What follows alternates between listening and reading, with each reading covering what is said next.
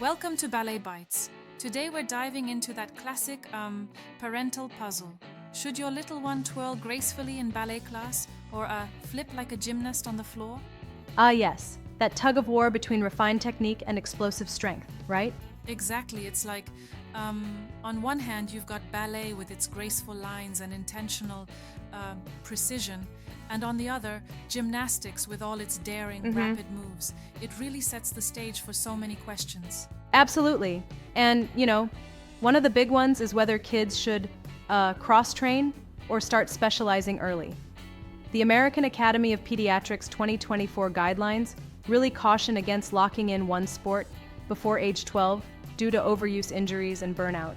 Right. Multi-sport participation tends to keep them active, healthy, and engaged for longer periods. Yeah, exactly. And there was that University of Northern Colorado study last year. 6 weeks of ballet cross-training actually boosted athletes' agility and flexibility without harming their overall power. So, mixing a little ballet into a gymnast's regimen or vice versa can really be a win. Yeah. It makes total sense. Now, what about the foundation each discipline sets? Ballet instills techniques like turnout and core engagement, while gymnastics seems to focus on building explosive moves and fearless inversions. Right, for sure. Ballet not only builds disciplined movement and musical timing, qualities that can translate to many physical feats, but it also creates a solid foundation of poise. Conversely, gymnastics emphasizes explosive strength and full body control. Think of Megan Fairchild, the former New York City ballet principal, who credits early tumbling for giving her that unique air sense in grand jetés. Yeah, It's like both disciplines complement each other. true. But that brings up another key point: safety. How do the injury risks compare between the two? Great question.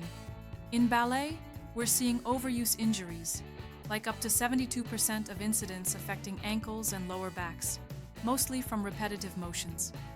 Meanwhile, gymnastics tends to have more acute injuries, wrists and elbows mainly, especially when kids move too fast into advanced skills.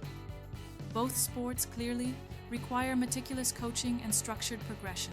Speaking of coaching, don't you think there's sometimes an overemphasis on these injury statistics? Aren't these risks largely manageable with top-notch guidance? That's a valid point. While the stats might sound alarming, they underline the importance of solid, experienced coaching. Watching a full class, making sure there's proper spotting and gentle corrections can really help avoid a lot of these mishaps. It's not like these injuries are inevitable. They're a call to improve training standards. Exactly. It's all about the right environment. Moving on, how do you see the competition shaping these arts today? I heard that after the 2025 Youth America Grand Prix finals, there was quite the debate on whether artistry or trickiness should be valued more in ballet. Yup, that's a hot topic. On one side, you see voices applauding the return to a more pure artistic expression in ballet, while on the gymnastics side, look at the new FIG code. There's this ongoing debate over execution versus difficulty. It's almost like an artistic tug of war, where both camps want to balance beauty with athletic fireworks. And it's fascinating to see how these perspectives evolve with each competition. I guess it really comes down to what the community values at that moment. Beauty and movement, or raw power and complexity, right? Yeah, exactly. And then there's the practical side of things: time, money, and travel. Recreational ballet might start off at around 1 hour a week for toddlers, eventually going up to 4 hours a week by age 10. In contrast, competitive gymnastics can be 9 hours a week by age 8, plus all the extra costs. Families really need to consider what fits their schedule and budget. It's like essentially planning a mini roadshow with studios and travel. True. And one really has to decide which environment best supports the child's motivation. Are they lighting up about stage lights and performance, or do they thrive on competition and scores? Exactly. And if you think about it, letting the child lead in that decision is so critical. They'll often express their preference through the sheer joy in their smile. That's always a trustworthy indicator. So, rapid fire recap. Keep training light, delay rigorous specialization, ensure safety with qualified coaching, stick to a realistic budget, and always tune in to the child's enthusiasm. Am I missing anything? That, I think, covers it nicely. It's like balancing flexibility and power. In essence, it's not a one-size-fits-all decision. Parents can mix and match approaches, maybe schedule a weekly ballet class for the gymnast, or incorporate acro drills in ballet curricula. It's all about creating an environment that nurtures both strength and artistic expression. One thing, though, some might argue that stressing early specialization might lead to those undesirable burnout effects later on. What do you think about that? Oh, absolutely. That's why delaying hard specialization to allow the kids to experience multiple disciplines truly is a wiser approach. It kind of prevents burnout and lets them grow with varied skills, which in the long run is far more beneficial than just focusing on one area. Yeah. Too soon. It builds a robust athletic and artistic foundation. And it really goes to show that whether it's ballet or gymnastics, both can deeply influence a child's physical and emotional growth. Exactly. It's like setting up a lifelong stage for self-expression and resilience.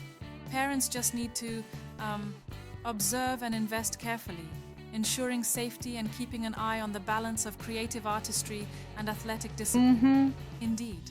I mean, when you put it that way, it almost becomes more of a holistic developmental journey than just picking one sport. Indeed. And it reminds us that the ultimate decision rests on what inspires the child the most. After all, their smile and enthusiasm are the best indicators of whether that class feels like home. The pure joy they radiate when they're doing something they love is truly priceless. So, to wrap up our deep dive, mix it up a bit. Don't rush into intense specialization. Prioritize safety with the right mentors, mind the logistics, and most importantly, listen to your kid. Absolutely. And remember, it's like a delicate dance. Balancing the rigorous structure of gymnastics with the grace of ballet can shape not just a performance, but a well-rounded individual. Yeah. That's the key takeaway here. Well said. Whether it's the elegance of a pirouette or the thrill of a vault, there's a world of potential waiting to be tapped, with careful guidance and lots of heart. Exactly. Thanks for joining this discussion, and we really hope these insights help parents make informed choices for their little movers. Yep. It's been a great ride discussing these nuances with you all. And we look forward to hearing your thoughts too. So drop us a comment. Let us know how you're balancing artistry and athletic dreams at home. Until next time, keep dancing, keep flipping, and keep inspiring. Catch you on the next Ballet Bites Deep Dive.